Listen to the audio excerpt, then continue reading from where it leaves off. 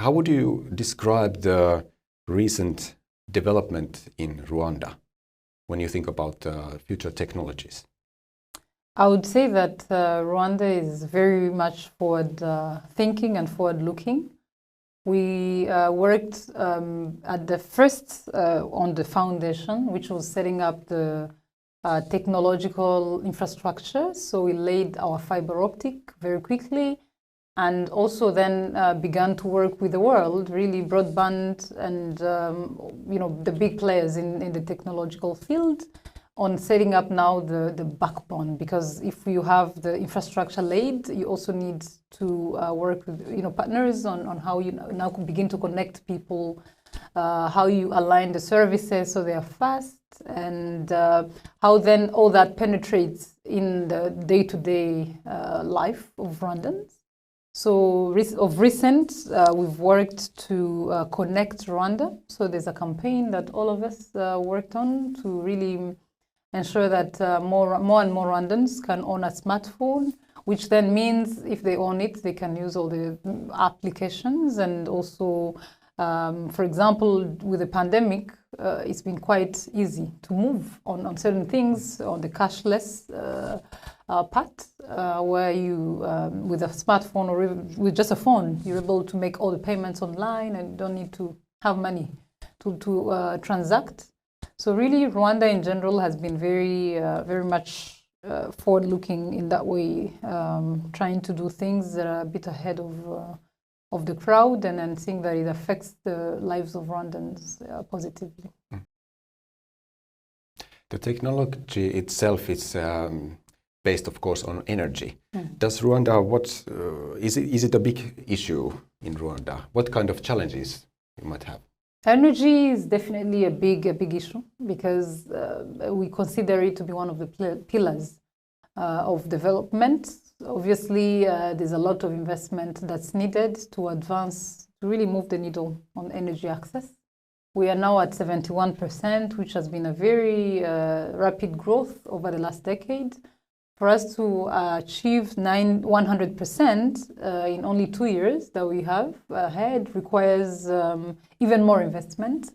We've so far secured half of the investment required with the support of our partners, development banks, the African Development Bank, working with the World Bank, working with actually the European Investment Bank as well. And with that support, obviously, we're now also talking to different partners, like here in Vaasa, really to see how we make that target achievable in 2 years. But then again, for us in parallel, we are also talking about energy efficiency, because we want people to have reliable power, but also to have it in a more sustainable way. So we've been talking about energy efficiency a lot. We've been looking at this in let's say a global way, and saying, what if we also began to think about what becomes of some of our plants, for example, sustainably. For example, for the plant that produces power from peat, we are already beginning to talk about how we shift and convert that plant into now gas to power. So there's been a lot of discussions, and really, but mostly for us, it's can we focus on our target, which is to offer universal access for all Rwandans.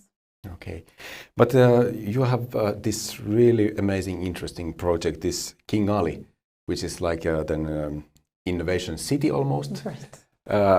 How does it fit, and what goals do you have for this? The Kigali Innovation. Yeah. So Kigali Innovation City for us is a place that we envision as a hub of knowledge. To begin with, at the beginning of the whole development, we started with universities, global universities like the American University Carnegie Mellon, that's set up in the heart of the Kigali Innovation City. You've got ALU, African Leadership University. You've got AIMS, the African Institute of Mathematical Sciences, and others that are actually already set there.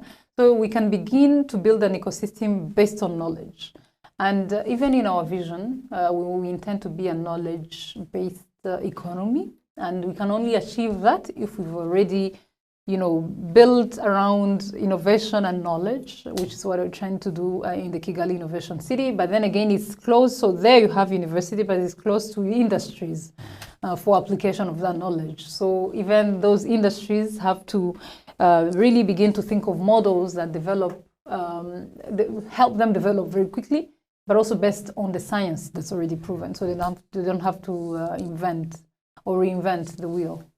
So basically, we see that innovation city as a way you create an agglomeration of knowledge, but also industry practices that really help us to push even our other objectives. Yes, yeah, that's an amazing goal. But how would you describe the strengths of maybe Rwanda as a nation or government? What are the strengths to help you to get to these goals?